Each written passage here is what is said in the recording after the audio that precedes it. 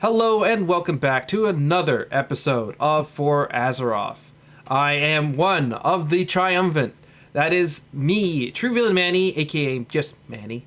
And I am joined, of course, by Lex Rance, who is stifling a giggle there. But feel free to let those flow, Lex. How are you?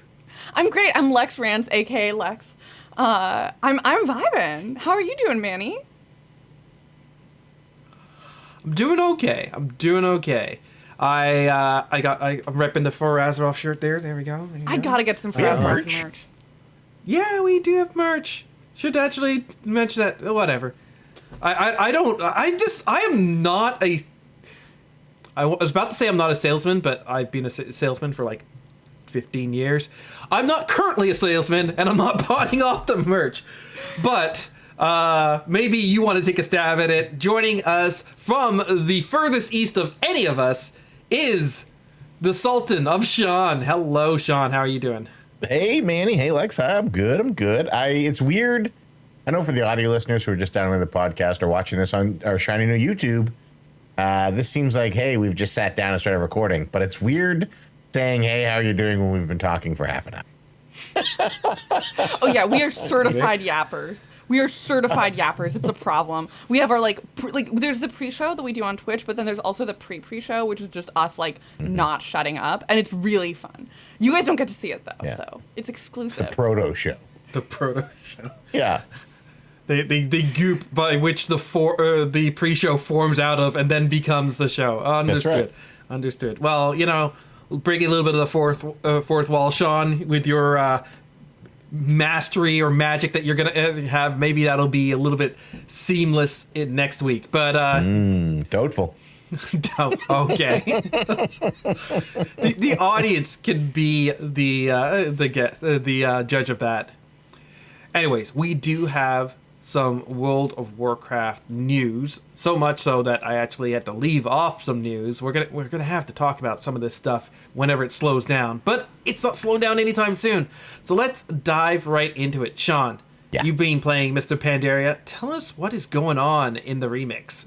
Well, Manny, Lex, oh boy, let me tell you, Blizzard made a post last week, I think it was, maybe the week before, where they said, hey, gang, we're pretty happy with where everything is right now. We want you to know we don't have any plans to nerf the cost of upgrades to the gear. And they haven't. They stuck true to that. But what they have done, which is essentially the same thing, is double the amount of bronze you get from bronze caches and greater bronze caches. So while, yes, it is true the cost of the upgrades has remained the same, you now get twice as much bronze from the bronze caches that you get from killing raid bosses or completing your daily quests and doing some of the questing and completing chapters in the quests. And Manny, this has made it a rocket ship to the moon for anybody farming bronze. Oh man, you are now able to easily get somewhere in the range of 50,000 bronze just by doing your 3 daily quests, an extra dungeon, an extra scenario, because you do one normal, one heroic for each, and then one quick Mogushan Vaults raid. It's crazy. It's raining bronze. I don't know where this bronze is all coming from, but it is raining bronze. People are maxing out their characters. And I gotta tell you, I don't think this is the last bronze buff we see. On top of that, they also buffed the amount of threads you get. The threads are the thing that power up your cloak. So people's cloaks are getting to Giga Chad levels of strength. Everything's coming up Mop Remix. It's a good day to be a panda. Yeah, I think when they made the initial announcement, we called it here immediately. But I also think that this is actually better than what people were asking for it. Everybody was asking, oh, just drop those costs. It's just, it costs too much. But with this increase, you don't necessarily put it towards the gear upgrades. You can put it towards any of the cosmetics or the mounts or anything that your heart desires in there. Yep. So it's a kind of a more direct route. You may just say hey, maybe I don't need to clear through Mythic, Siege of Orgrimmar solo. Maybe I get what I want and I get out. So you're still going through Mist of Pandaria. Are you still doing daily runs, or is that slowed down a little bit? Nope. I every day full clear all of the heroic raids except Siege of Orgrimmar because that one's a bit of a slog. I can do Mogashan Vaults, Fresh Toes, Heart of Fear, and Throne of Thunder in less than an hour, just under an hour, which is the same amount of time it takes to do one Siege of Orgrimmar run. So I do those, and then I do, as I mentioned, a heroic dungeon, a normal dungeon, a heroic scenario, a normal scenario, and all that net together gets me about like 80,000 bro. A day. It takes approximately an hour 15 to do the whole thing, start to finish. I have 4 days left of bronze farming, and then I will have completed every quest in Pandaria, all of the campaign quests, including Isle of Thunder, which we could talk about if you want. But yeah, including Isle of Thunder, I went back and finished that, and then I will have also bought every item on the vendor. Wow. Yeah, I actually did want to take time to talk about your little questing adventure. I've been following your streams, and anybody who has been following your streams will know about this. But for people who are just listening to the show, we've had a bit of turbulence in your love affair with Mr. Pandaria. Yeah. So the main Pandaria zones and questing, 10 out of 10, no notes. Some of the best storytelling and zone design I've ever seen in not only World of Warcraft, in any game ever. And then Landfall, Operation Shield Wall came out, and again, same thing. Those quests made us feel a lot of emotions, right in the feels. Great design, great writing, loved it. And then Isle of Thunder. And for those who don't know, Isle of Thunder is a zone that has no flying. It's designed to be all rocky, craggy mountains and jagged walls that appear out of nowhere. And the questing in that zone, the most egregious quest chain, you have to get an item that drops from the rares that in Pandaria is on a daily lockout. You need 9 of this item. First, you have to get 3 of the item for the first part of the quest. That's 3 days of questing. And then the next quest, you have to get 9 of these items, again, that are on a day lockout. In actual Pandaria time, I found out these were a weekly lockout. You could only get 1 a week. So it was like 9 weeks to complete the Isle of Thunder quest chain. Anyway, I was at the point Saturday night, I was playing it. I logged in Saturday night for like a chill Saturday night vibe. And by the end of it, I was so angry and frustrated that I had decided I'm not going to do this. And I left Isle of Thunder. I wasn't going to complete it. Luckily, my friend Begasaur had 9 of the gems that I needed. He was able to summon the things I needed to summon to kill so I could complete the quest the next day. Isle of Thunder is probably the worst zone design I've ever seen. If Mr. Pandaria is some of the best zone design I've ever seen in video games, Isle of Thunder is probably the worst. Definitely the worst in Warcraft. Some of the worst in any game ever. And it completely just has no value for the player's time. It was a real disappointment, especially after everything else was so good. I did not enjoy my time there. I gotta ask you the question, for the Isle of Thunder, did you have the progressive lock where most of the island was locked away and then you unlocked different floors, or was it all opened by the time you got there? Isle of Thunder was all unlocked right away. Yeah, so you missed the progressive unlock, which is some of the stuff that you did in between.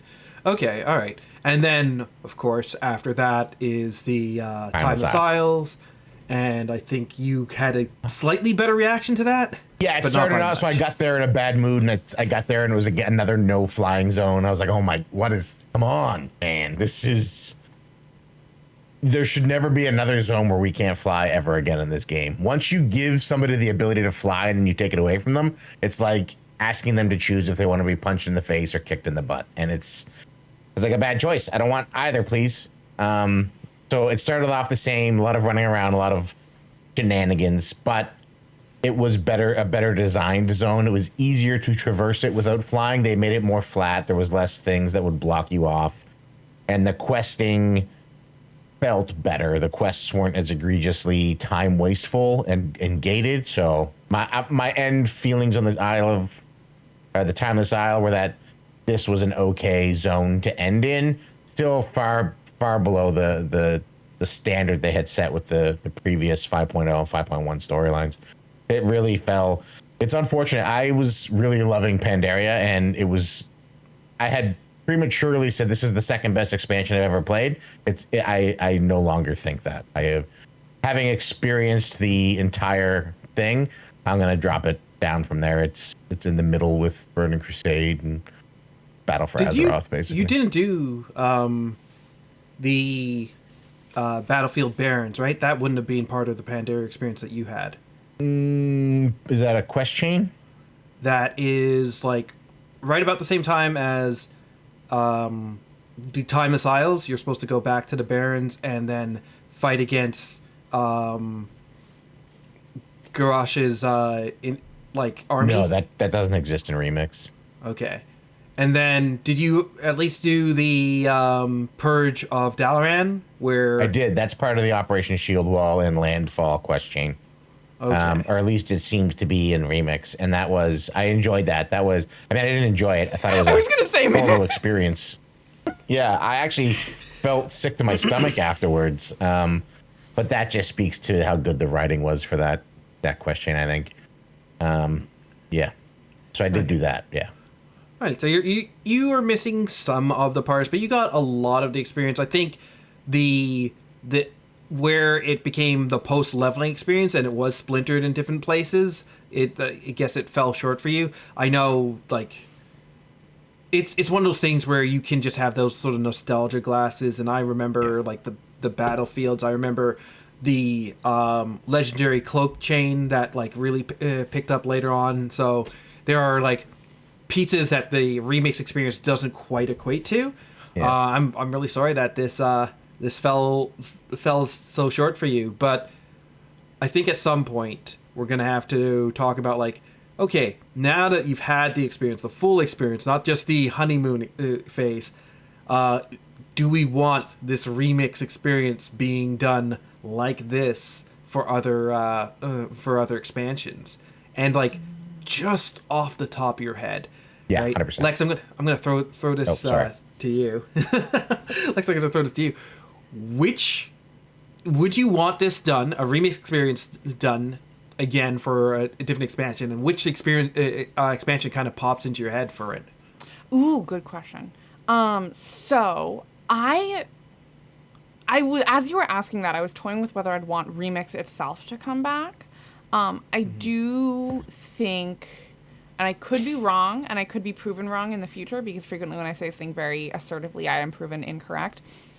But that said, I do kind of think that Remix is interesting in its uniqueness. And so I think that if it's like every single, like between expansions we get a remix, it's going to start to just feel grindy, and it's going to feel less exciting. Like, this is cool and exciting because we've never had something like this before, but I think they would have to shake it up to make it interesting again. That said, so I was also going in my head through all of the different expansions. So I took a very long break between childhood and going to college when I wasn't playing. So between Wrath and Legion. So I am going between wanting to say something like, I'd really like to experience Warlords of Draenor because everyone complains about it and I want to know it was so bad. Or like, I do have these like really intense nostalgia glasses about Wrath, to the point where like still to this day, if I go back there, I'm just like in heaven. Like, this is so beautiful. This is so fun. These quests are so immersive. This is incredible. So I think I would either want a Draenor Cataclysm, one of the ones that I missed, or specifically Wrath. So if we are taking away the like, just I would like to see something new, I would say Wrath, no question. Okay. John, do you have one that's in your head, and do you want to see this remix apply to a different expansion? I would like to see it come back because I think it's been a good... So I agree with Lex. It's magical because it's unique. But I would like to see it come back. If we're going to have a season 4 of The War Within, then I would like to have a remix back, because season 4 is not my cup of tea. If we're not going to have a season 4, I'm indifferent. I'm a big fan of all of the things you want to get are on a vendor, and they're all bought with currency. So that alone makes me want to have it back, but I wouldn't want it to be evergreen. I wouldn't want it to be always up. I like There's things that I need to do in retail that I would feel bad if I was splitting my time. But if it's another season 4 where it's sort of a throwaway garbage season that means nothing, then yeah, 100% give it to us. And I would take Wrath. Wrath would be great. There's lots of great transmog there. People could finally get Invincible who've been farming it forever. Oh. Big worth. Yeah, I'm not in favor of seeing another remix for any expansion. I think they should take the lessons learned and apply it to other things. Like, I would love a 95-day, 60-day pre-expansion event that is like actually building towards something. Sure, put stuff on currencies, make us work towards something. Send us out into the greater world, and you could be like in all different sorts of places, and we're doing that.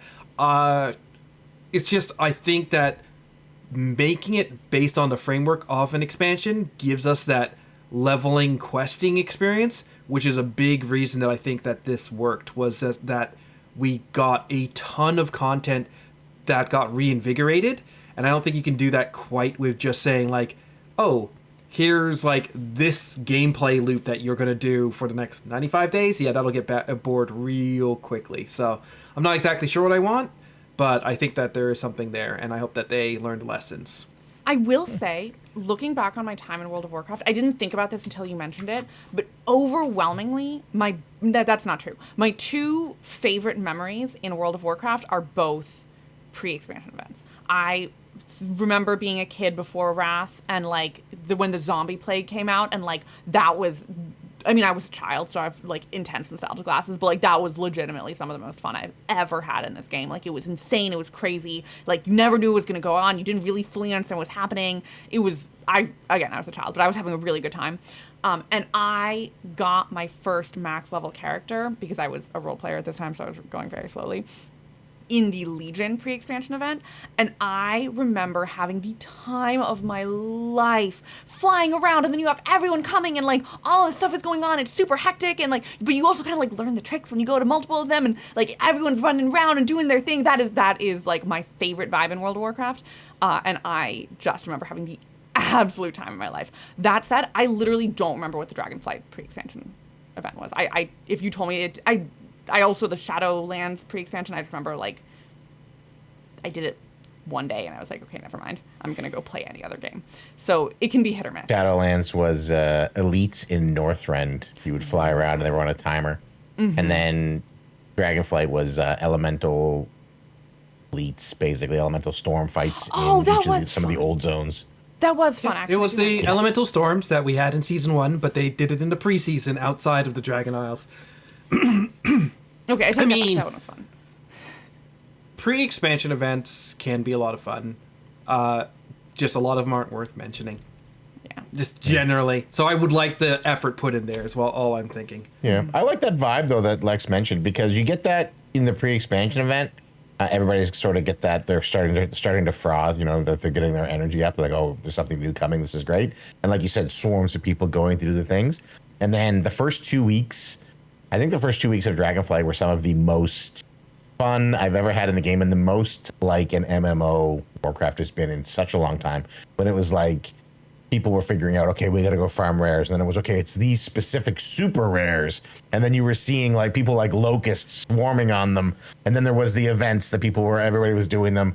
All the events were packed. I remember Soup was just like a PowerPoint presentation. There were so many people for Soup. It was just great, and that I like that vibe, and that goes away pretty quick. Once the season starts, you lose that. Mm-hmm. So that 2 weeks before the patch, 2 weeks before the expansion, and the 2 weeks after the expansion, that is when Warcraft is the most like a community, I think, and we're all together, all sort of discovering the things and racing to get them. And what's the new grind we got to do right now? Quick, get on that, so we can get this minor power advantage that's literally not going to matter in 7 days. But it's just so much fun. I love that. Yeah. I love the event stuff when they were relevant. But we have a IRL event that has happened with Blizzard. Lex, do you want to take this one? Yeah. So John Haidt, the president of the Warcraft franchise, announced that he was departing after 12 years. There's not a ton of information that we have. he didn't share any specifics on where he was going next, just that he was excited for his next adventure. And yeah, it's very sad to see him leave. I will say, if we're going to jump into speculation, which I'm going to jump right into speculation, I feel like I'm seeing a lot of people, like, I do think there's probably a lot of grind going on in the Warcraft world right now. I wouldn't be surprised if something kind of made him decide to leave. That said, 12 years is a long time to be at any company. And I think there's a level of this where, like, we are used to game industry people being there forever. But, like, I would be so bored writing the same story for 12 years. So anyway, wishing him luck. I don't know what happened. Alas, he's not my bestie. John Haidt, if you want to be besties, give me a call. We'll chat. We'll talk. We'll vibe. But alas, not yet. So I don't have any more information than that. But thank you for your time, my friend. You made some great expansions. Yeah, you mentioned something there. You're like, wow, 12 years is a long time to be at any, like, one game company. And 12 years is a long time to be at any company in these days and age. You kind of jump companies a lot more frequently these days. And then on top of that, 12 years is a long time for a lot of companies to be in existence these days. You just sort of see them flicker in and out, other than, like there's a big umbrella publishers, and they have a bunch of small studios, and those studios, they're, like, bought out and then closed down, and those people get shipped out, and, like, all this sort of stuff. You do not get that kind of pedigree anymore. I didn't even think about that so much until you mentioned it. It is rare that you have the companies that have people that have been there for 12 years, 20 years. You see people who get the mug at their 1 year, and then pretty soon they're, like, rocking the sword at 10 or the shield at 20, and it's like, oh my goodness, like, that's a long time to be there. And there's a lot of expertise that they're losing with John Haidt moving on. Yeah. Well, and these have been a hard 12 years. Like, I'm certainly not trying to, like, Mike Ybarra this. We can bleep that out if you don't want me to drag somebody publicly on air. But, like, I'm not saying that it's, like, the people who are suffering the most in layoffs are the executives.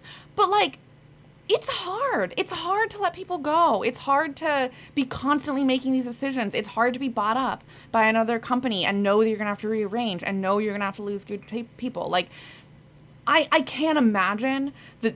And on top of that, we are seeing more World of Warcraft content than ever before, which inherently means there is more crunch. So you are not only dealing with the emotions of, you know, being in kind of a tricky place and losing people and trying to figure out how to make things work and not knowing what's going to come down the pipeline next.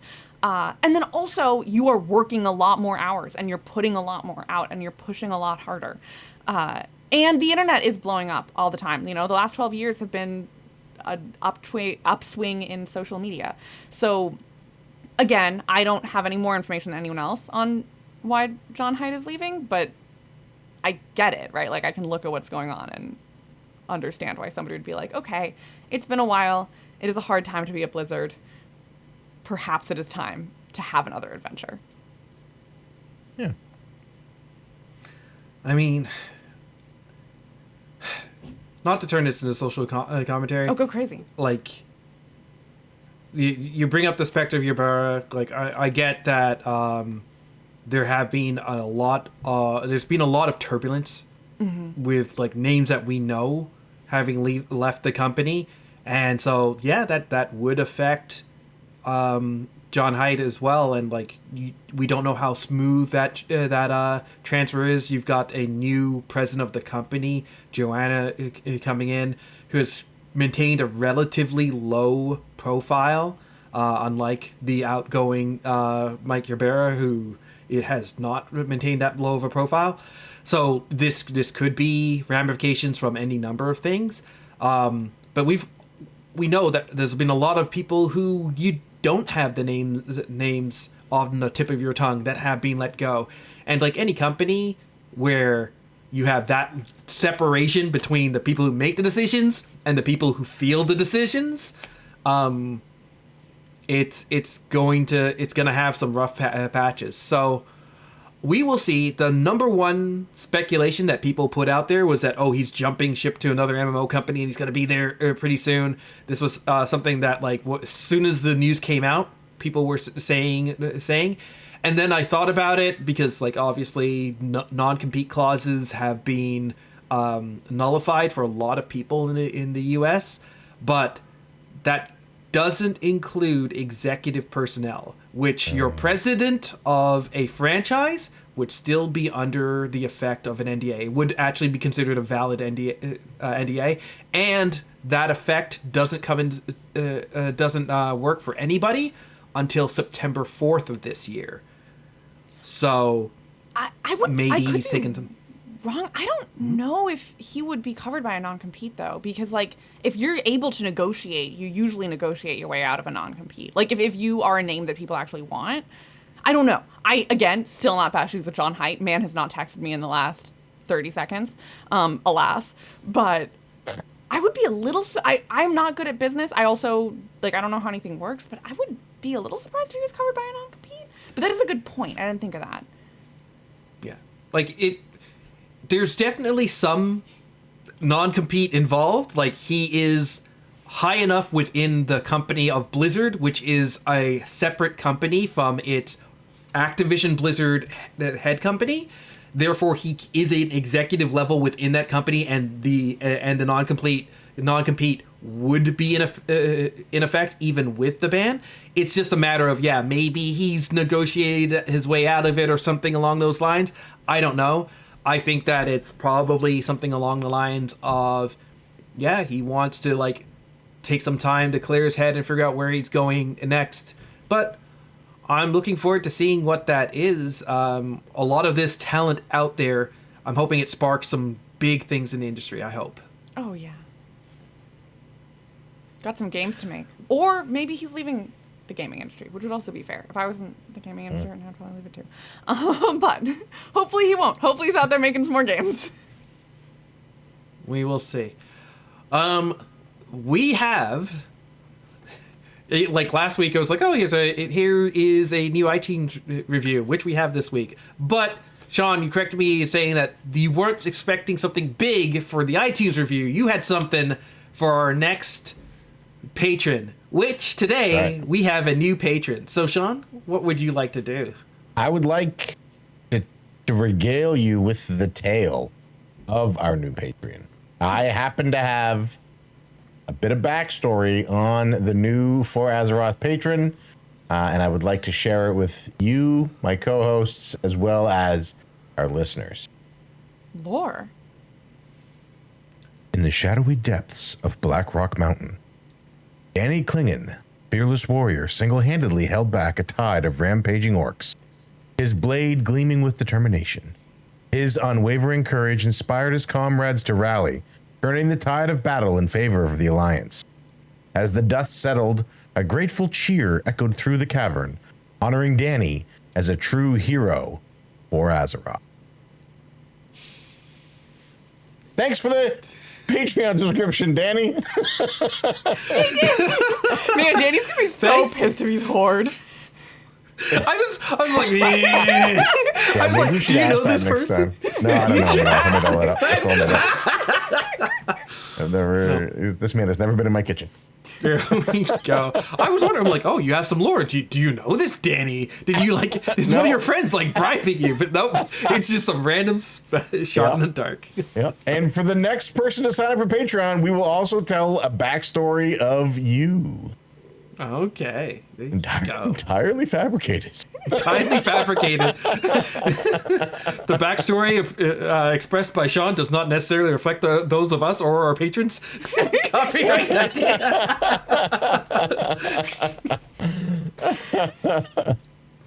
Okay. Well, getting back to the news, because we have had a lot to test over the last couple of days. The first thing that we're going to cover is the raid testing, because we have had the first 5 bosses tested at a heroic level for the Nerubar Palace. Now, for people who listened to last episode, you're like, 5? What? I thought this was an 8 raid dungeon. Yeah, they decided to change up the testing. They right after I had like sent this out to the airwaves. They're like, "Hey, Manny, screw your show notes," and I'm like, "Oh, all right, fine. I'll just put out a little tweet being like, oh, it looks like they changed something." And then before I could even put out that tweet, there was another change, and I'm like, you know what? To hell with this. We're just going to cover this on next week's episode. So there were 2 changes to the raid schedule. We got 2 bosses on the first day that I missed, but apparently I didn't miss much. And then we got 3 bosses on the Friday.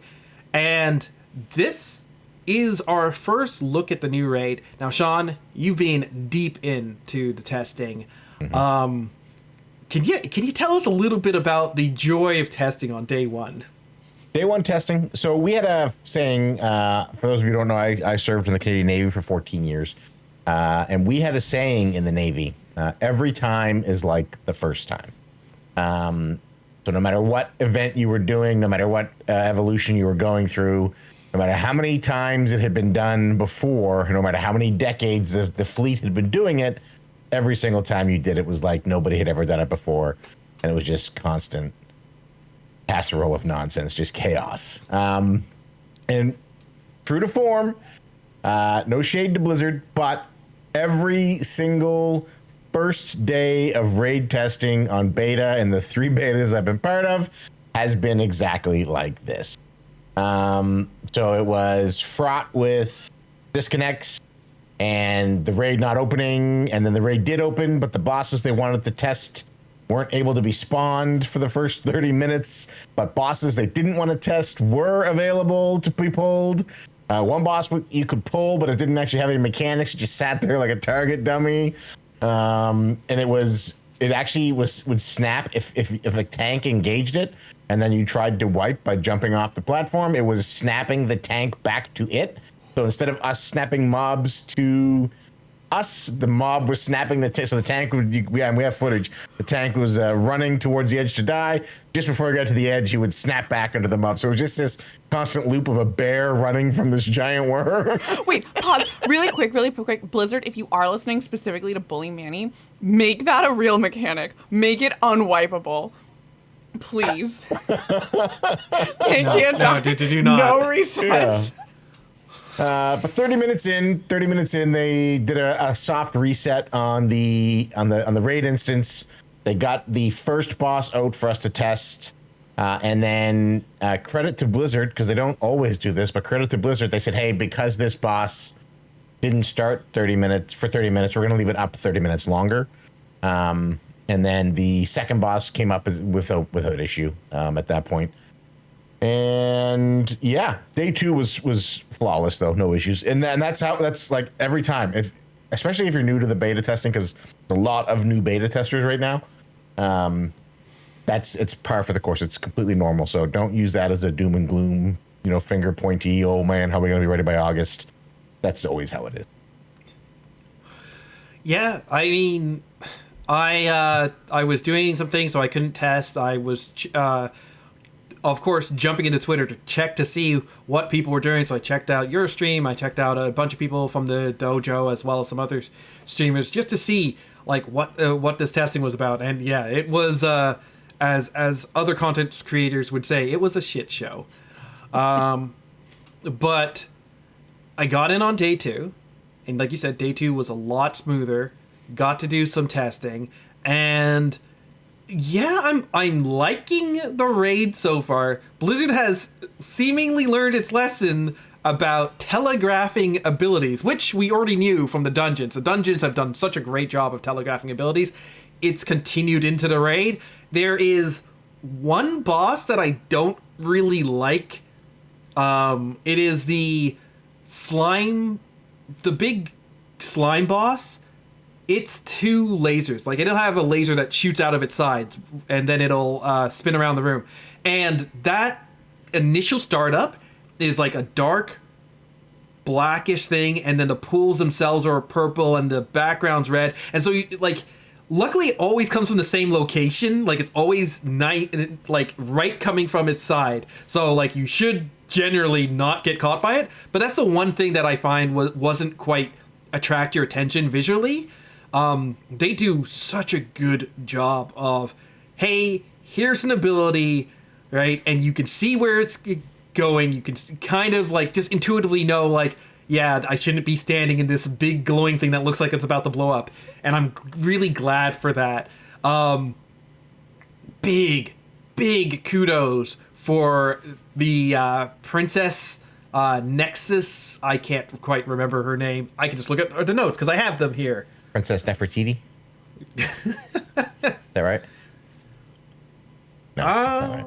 No, that's not right. That's not Anyways. Somebody decided not to put the bosses that were actually raid tested in the notes. I got the next one, but it's Nexus Princess Kai Veza. Ooh. Right? And that was close. She has the most amazing intermission I have seen in World of Warcraft, period. It is like a mix of Final Fantasy raids where, you know, half the floor gets covered in the I'm going to blow up this spot, and then a void version of the Fire-Ek heroic lines. Mm-hmm. And so you are running around the platform and it's just avoid these lines, avoid these pie shapes. So good. Pretty intense too, damage coming out. It's also her soften rage / it's a soften rage because you can technically have a tank that kind of lives through it. But it is fantastic. It is dazzling, and I really think that this raid has a lot of treats for the eyes. Even if you are just like, you know, tanking the floor, you get to watch all the sparkles go off. Yeah. Yeah, it's they did. You mentioned the job they did with Telegraphing. We've said it before in the dungeons. They have, like, we've been asking for I don't know how long to make mechanics easier to see, and if they're going to stick to their guns with private auras, they need to make these mechanics like super clear. And specifically on the Nexus Princess fight, there's a mechanic where she targets 4 different melee. There's a shadow form of her inside of the room. They target 4 different melee with these purple lines. But if you're one of the people who's targeted, your line is red instead of purple. So you know you're targeted because it's red and it's very clearly, hey, this is the one coming at me. But for everybody else, they just see the 4 purple lines and they know, okay, I got to not stand in these. And that's also another cue. If the lines are all purple, well, then I'm not targeted. They've done a really good job. And in all honesty, I know there was some minor discourse online about how much fun the bosses were or how good they were. I enjoyed them all. There was not a raid boss that was tested that I didn't find fun in some aspect. So I'm really looking forward to the raid. I'm looking forward to the testing this week. Hopefully the trend continues. I am not personally a fan of not testing the last 2 bosses. I think, just like I think everything should be on the PTR, more testing is better, in my opinion. But it was a great first 2 days, ish, or first day and a half, we'll say, minus the hiccups that most of us expected. And then I'm looking forward to this week. I can't wait to see what happens. Sorry, like, I feel like the last raid boss not being tested has been pretty decent over the course of Dragonflight. With like, obviously they've had to do some adjustments. There was the shield on Razageth.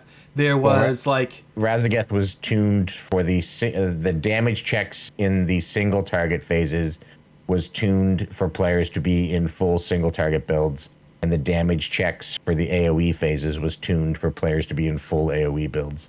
That's a pretty big miss. See, there's actually a secret cheat to get around all of this, which is that if your team doesn't move through it very quickly, somebody else tests it for you. Yeah. it'll be fixed by the time we get there. Yeah, other than Razageth, though, I think you're right. Stark was a bit undertuned. It was a very fast fight. And Sark was very intense. I thought they did a really good job with Sark being like challenging but fast. Yeah, for non-race to world first players, yes, but I think for the race to world first teams, which is where this matters the most, it was a bit underwhelming. But yeah, it's not been terrible. Razageth was a pretty big miss. And then the tuning happened at a controversial time, which sort of made people question Christmas Eve massacre. Yeah, the validity of the world first win. I didn't question it because the better team won. But yeah. Yeah. So you will always have the opportunity to remove those hiccups. If Raz had been tested, that wouldn't have gone live like that. They would have had that fixed because Blizzard is very good at reacting to those issues. So yeah, I just don't. I don't know. I do understand that it gives some surprise, but it doesn't really give. Like, it's not them not testing the last boss on the PTR doesn't mean that anybody outside of the top 2 teams gains anything, because it wasn't going to be a surprise for you anyway. You were going, like Lex just said, you were going to see somebody else kill it first. So not putting it on the PTR means just it only affects those teams, and that's why I sort of look at it with that in mind of what's going to be the biggest hiccup for them. Because on the PTR or not, it literally doesn't matter to anybody from spots 5 up, right? Because at that point, it's been killed by somebody else and seen by everybody else. So you could also maintain the story surprise pretty easily, right? Like, you just cut out voice lines, you cut out breaks, you cut out... Yeah, just don't show the cutscene. Yeah. I mean, like, what happens within the fight is a thing. Like, the entire platform of Fairlex's fight is a spoiler. I would say that there is also something to be said about the audience for the Race to World First. The people who watch as these teams do it and get into phase 3 and then see the secret phase that isn't there before, and everybody's like, oh, come on, mythic-only phase. That, to me, extends just beyond the teams that get there first. Even if it is as lackluster as N'Zoth's secret phase, right? Just that experience extends into the community. We haven't seen a big mythic-only fight, I think, really since Mr. Pandaria was the last time we had a mythic-only last boss. Cataclysm had one before it, and I don't recall any after, outside of, I guess, I don't want to call it a complete separate boss, but we did have, like, the Demon Within in Legion, and I thought that was a really great surprise. So, like, there's reasons to kind of maybe test it on, like, normal or heroic, to just sort of be like, okay, here, we're going to give you this, but we're going to hold back mythic only. Maybe that's the compromise that they need to do. I think that there's... I think they did... Go ahead, Lex. Oh, I was going to say, there's also, I think there could be a little bit more of, like, a, I guess, nuance to it. Like, Blizzard could choose to exclude, like, to be very honest with themselves about, like, is this boss actually exciting? Like, beyond, in a way that would make it less exciting if you get it spoiled, and withhold. And they I think they did a really good job of this in Dragonflight, of allowing us to test without giving story spoilers, which I this is gonna be an unpopular opinion, I'm kind of sad they did away with. I thought that was really fun, but I clearly am not in the majority there. And B, like, knowing how to let us test what needed to be tested, and being like, no, actually, this needs to not be tested. Like, you guys need to not see this until it's ready to go. Yeah, and then just, like, know what they want to withhold. Yeah. Well, there is more testing to come. We've got testing for this week on Tuesday and Friday. This is going to be another 5 bosses. Thursday is going to be 2 more heroic bosses that we didn't get last week. Friday is going to be our first 3 mythic bosses that we're testing. Not the first 3 in the raid per chance, but just the first 3 mythic level bosses that we're going to get to explore. Then, on this weekend, the entirety of the raid, except for the last boss, is going to be open and available for testing on normal. No? You're giving me handshakes. June 28th. June 28th. Sorry, I apologize. So not this weekend, next weekend. Not next weekend, yeah.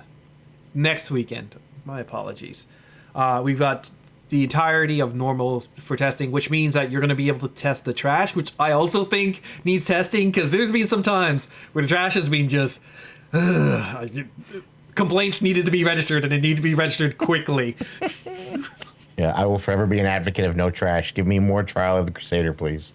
I like trash. I also really love trash when it, like, gives you an intro to the boss that you're about to fight. Like, hey, Telegraph, see how the trash that are the disciples of this boss do this? Maybe you should learn to deal with that. I like that. But also, if we don't have trash, what do I pull to piss off my team? Lex, are you a trash puller? Oh, yeah. Oh, my God. Oh, you guys should have seen me in the room before the council fight. In this lab, I was the one who would just pull every single plant and then die, and my team would be screaming at me. They'd be like, they don't even drop gear, but I was having a great time. I love it. Absolute evil. Okay. Well, we do have a iTunes review, and this one I'm going to hand off to Lex. Lex, who is giving us a 5-star review this time? The absolute king of the world, light of everything, sorry, that was not how you pronounce that name. Johan Howe.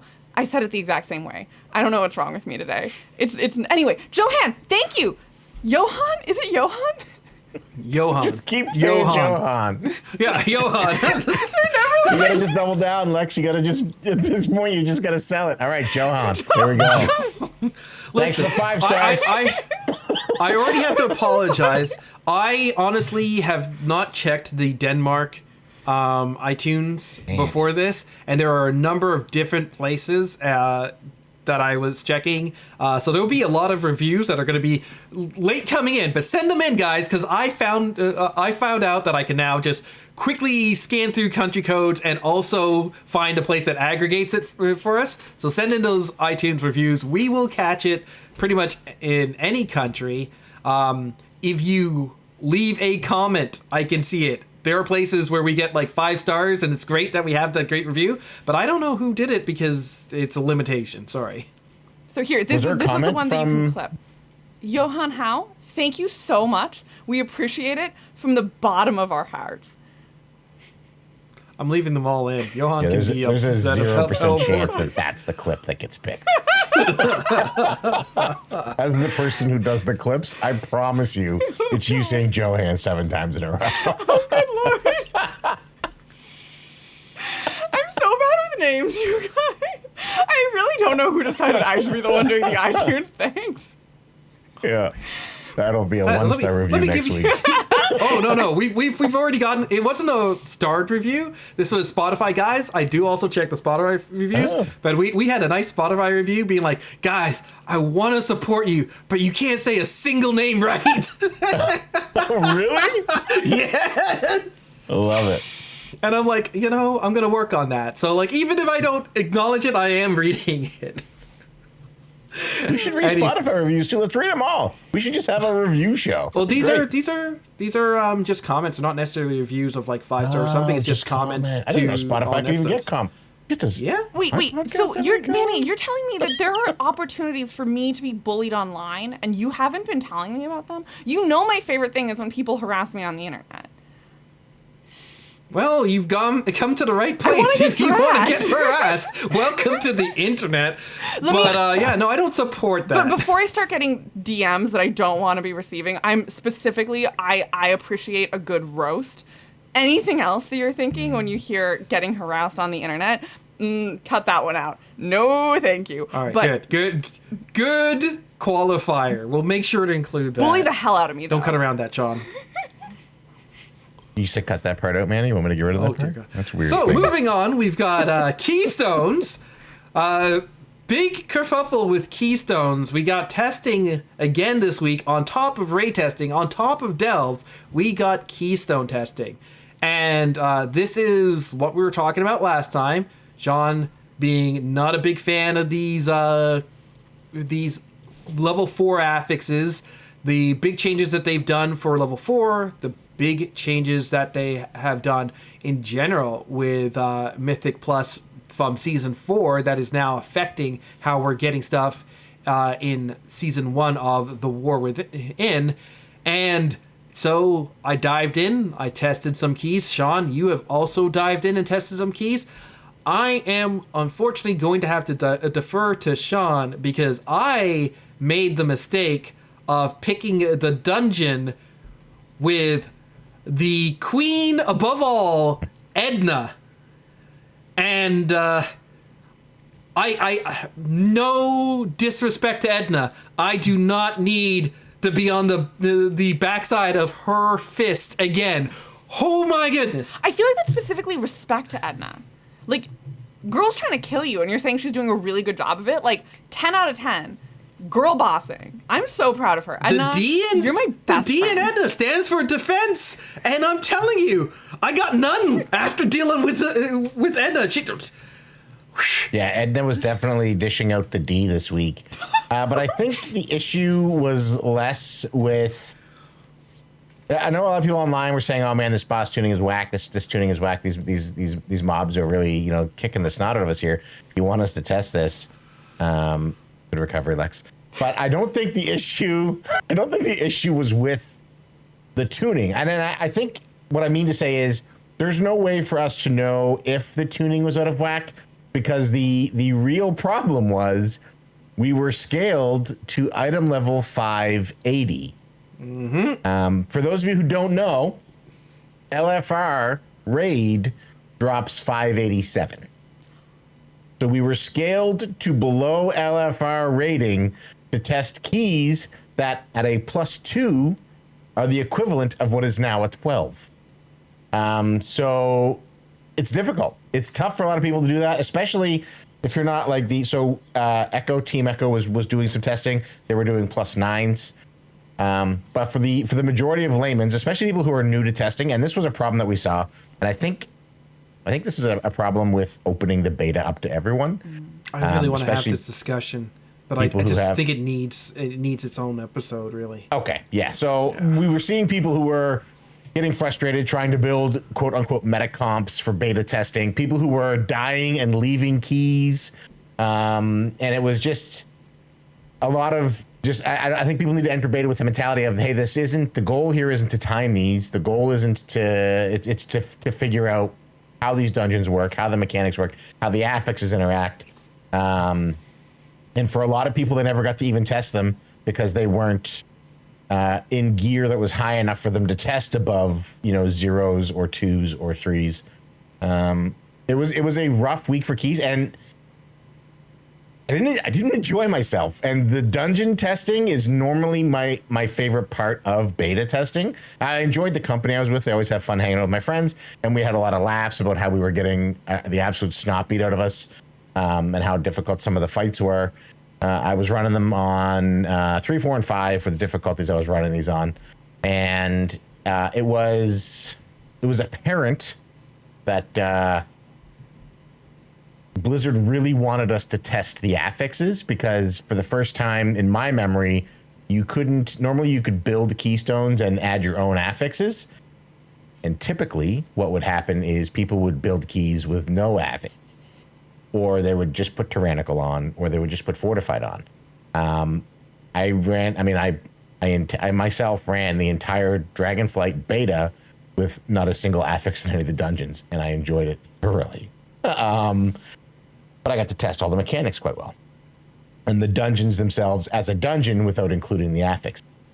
Because it was, in my mind, I'm testing I'm testing the dungeon, not the affix that I hate.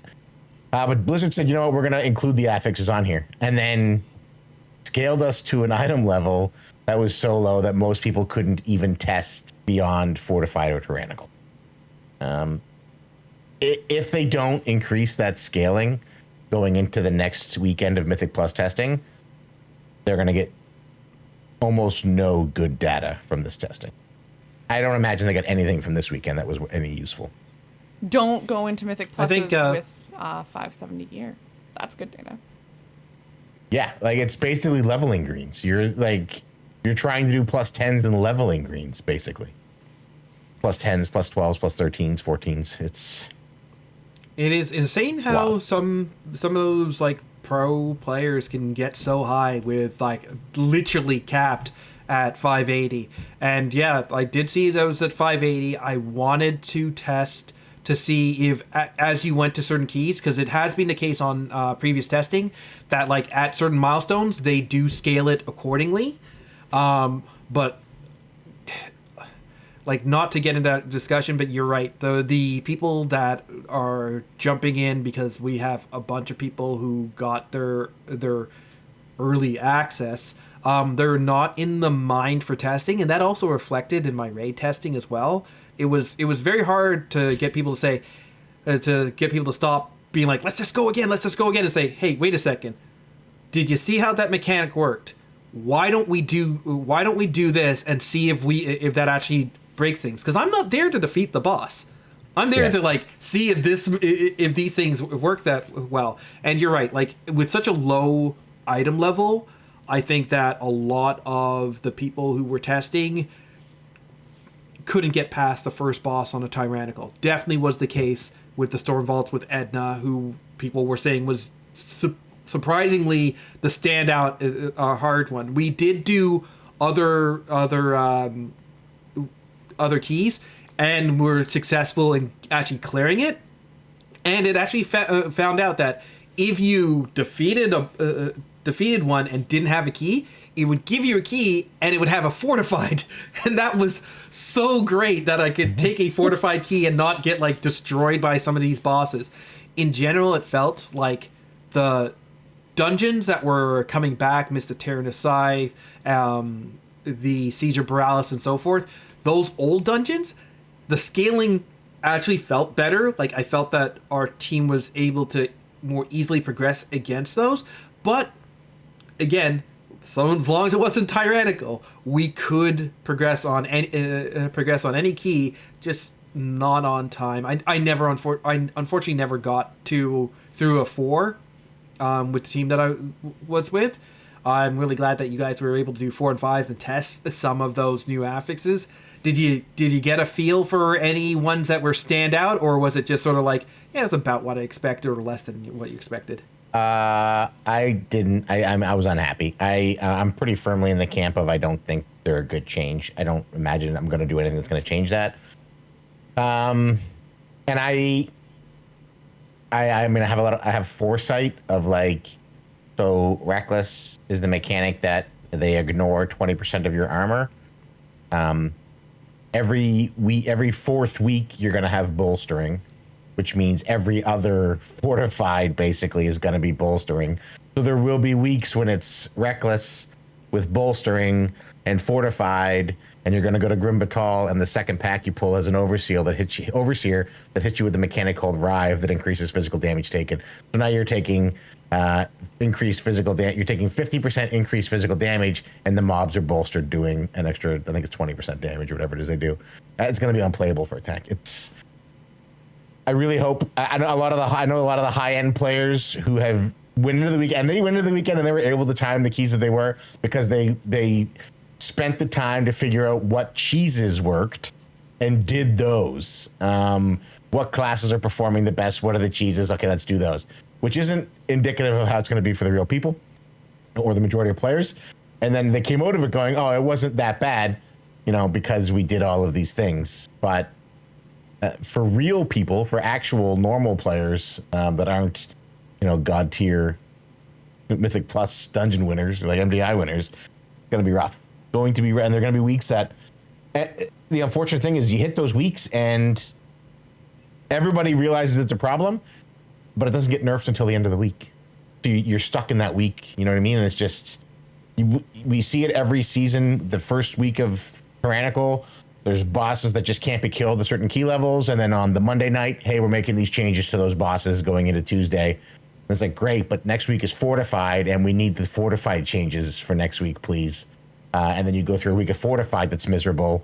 And then on that Monday, they say, hey, we're making these changes to Fortified. So it's like 2 weeks you're playing catch up before these feel good. And if we have to wait for that, like if we're waiting for these cycles for these keys to come around, I'm not hopeful. Mythic Plus is my favorite part of the game, and I am very skeptical about the season that's coming up. Well, my hope is that they change the scaling, that we get in, and maybe this was week 1 where, okay, I guess now we can sort through the Tyrannical, and the next week will be week 2, and that'll get through the Fortified, and so when it goes live, you will be 2 weeks ahead of your most dismal schedule. Doubtful. But maybe. But there's I have 2 more complaints. I know you probably want to move on, but I have 2 more complaints about the dungeon testing from this weekend I'd like to talk about. Yep. we ran Mr. Tierna Scythe a lot because it was one of the ones that was easier. So we ran that a lot. The shortcut, for those of you who aren't aware, there's a shortcut you can use at the entrance to Mr. Tierna Scythe. And there is also a secret door you can open up to get some buffs.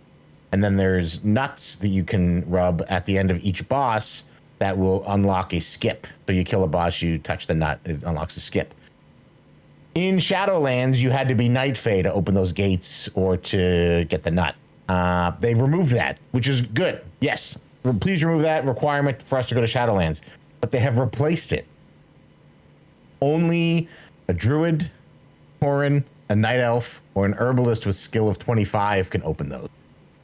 And for the shortcut and the bonus damage, I think it's bonus damage, bonus defense that you can get from the mushrooms, sure, that's fine. Have those limitations on there. Those are not going to make or break a key. The shortcut is pretty substantial in your routing, but you can work around it.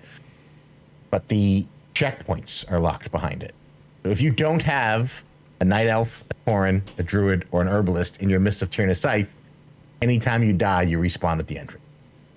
Okay. My solution to it would be that, you know how it has a channel time, right, to unlock it? Yeah. Make that channel time 20% of what it normally would be if you are one of those, and then a longer channel time if you're not. So at least if you don't have it, you still have access. It just takes you a bit longer. There's a preference for it, but it's not make or break. It's just, hey, this can make it faster. That's a fucking, right? Sorry for swearing, but that's a great solution, man. That is a great solution. I don't think it's going to happen. So every Mists of Tierna Scythe run this season will have a night elf, a druid, a Tauren, or an herbalist in it. I don't believe it's not. I don't believe it's not going to happen. I don't think they'll adopt my solution. I think what's more likely going to happen is that they will just break the gate and anybody can do it. They'll just go for broke. I just like, typically when there's things that are, I don't know, polarizing, I just like to narrow the field. Like, if you roll a 1 or a 2 and 1 fails and 2 succeeds, that sucks. But if you roll and it's like 2 means that it's a slower, but 6 means it's that much faster, then you don't feel so bad. Yeah. And that's it. Anyways, did you have another criticism? Well, yeah, one more issue. This is something we missed last week when we talked about the changes that I think bears mentioning. The dungeon pool. So War Within starts, the normal dungeon pool is the 8 War Within dungeons. Great. It should be the new dungeons. Mm-hmm. The heroic dungeons, when Season 1 starts, are the Season 1 dungeons. Yep. So it's 4 War Within dungeons, 4 new dungeons. To me, that just feels bad. So we're essentially not going to see 4 dungeons from the War Within outside of the 2 days it takes us to level until 11.1, which is kind of a bummer. I would say that it's following with the fact that they want to prep people for the Mythic Plus season.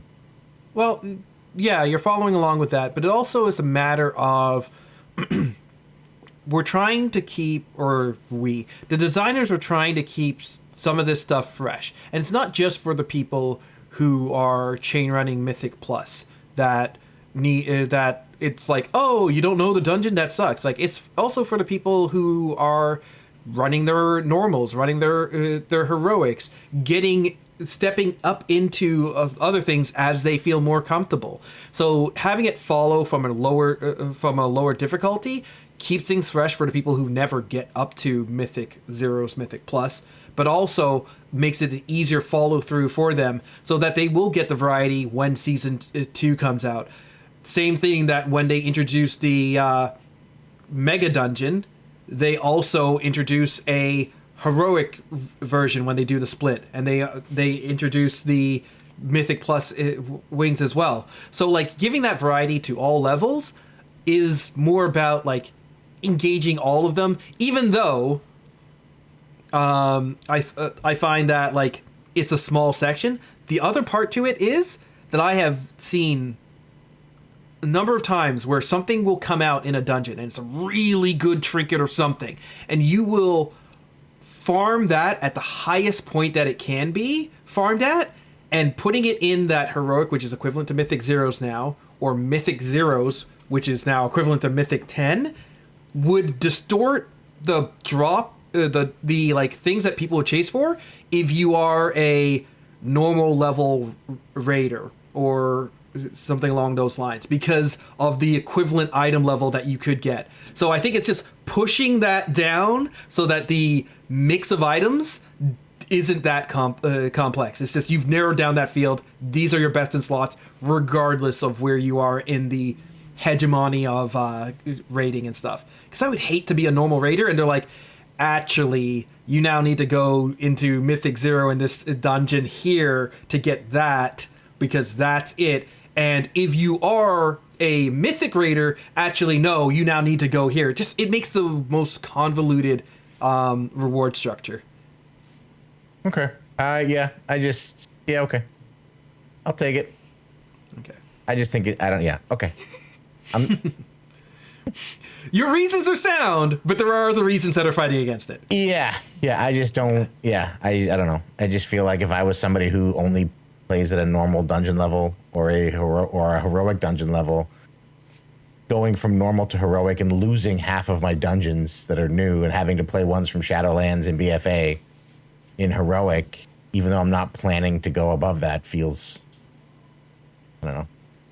Maybe I don't play at that level, so I guess I don't know how it feels. Yeah.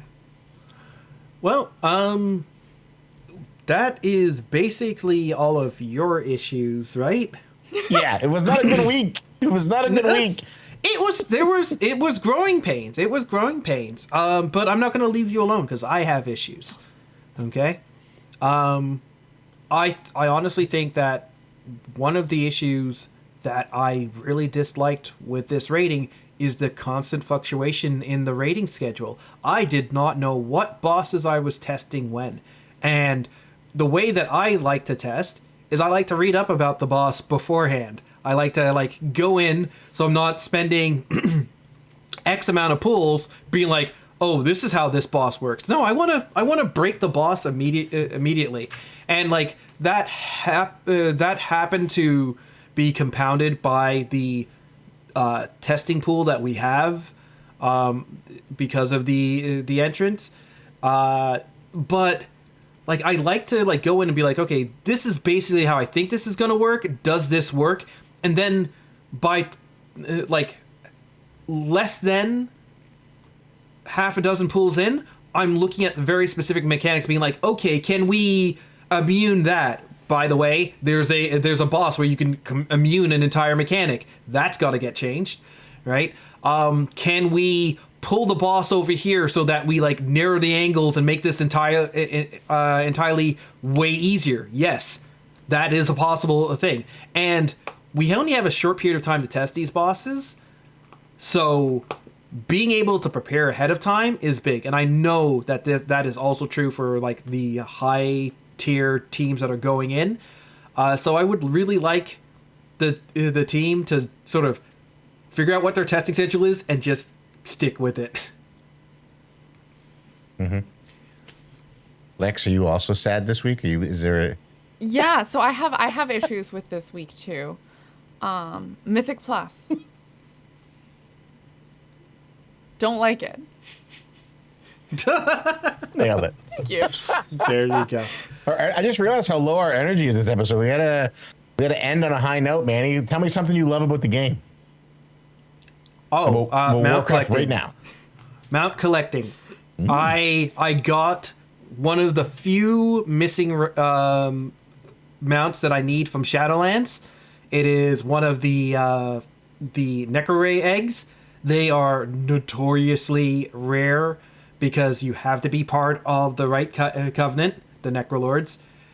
They only come from the emissaries. They are super low chance, so low in fact that Blizzard has tripled 300 times the drop chance of these things. And this was the second of 3 that I've gotten. And I tell you guys, all throughout Dragonflight, I have been doing emissaries for these guys. So I got my second egg. I am on Cloud 9 or whatever undead version of it that they have in the Necro Lord's Maldraxxus land. I know, some fart from like a pulsing ulcer Yeah, that like I'm floating flesh on. orb 7, I think is. There you go. But yeah, there you go. I'm getting high off the fumes of Floating Flesh Orb 7, and I'm happy for I it. dig it. I dig it. Lex, our Empress of Enthusiasm. What do you got? Tell me something you love about Warcraft right now. My favorite thing in World of Warcraft is when you have to like defeat something or do this is gonna be kind of a callback.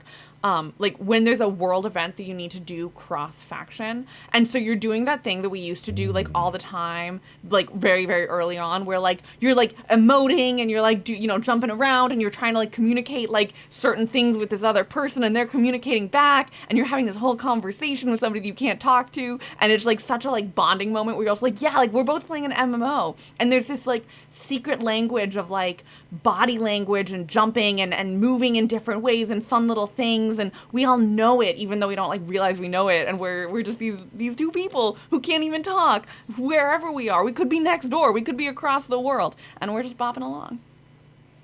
I love it. I love it. Jump means so many things in an MMO. Oh my god. Like, hey, so come over here. Like, hey, stand here. Hey, let's go kill this thing. My mother started playing. Sorry, I'll let you speak in a minute. I swear to God. My mother started playing Final Fantasy as her first ever MMO, and she had to buy a new keyboard because she broke the space bar. I love it. But I'm sorry, Sean. What's your favorite thing? No, it's okay. Anjali and I started playing. She started playing the game I was playing with her. I was playing a Pandaria, and when they jump, they do like that little ninja landing. And she laughed. She said, "Oh, your character looks like you in real life." I was like, "Oh, thanks." And so then we went to the grocery store one day, and she was down the aisle from me, and I walked like across the end of the aisle, and because in the game I would jump when I wanted to get her attention. So we were in the grocery store, and I started doing the Pandaren jump, and she was like, "What are you doing?" That's so fun. Yeah, she was like, "Oh my God, why do you do that so well?" I don't really care that everybody else in the grocery store thinks that she was taking her homeless friend out for food, but it was a good time. Something I love about the game right now, Mr. Pandaria Remix. By the time we come back here for our next episode, I will be completely done. I will have done all of the quests. I will have bought all of the toys, mounts, and transmog. And I like that the game gives me checkboxes that I can check off. That feels really nice. So thanks for Remix. Thanks for the checkboxes. There you go. Guys, if you want to find out anything that we are doing, what's on our mind, jump into the Discord. That is bit.ly/fastdiscord. And until next time, guys, may all your hits be crits.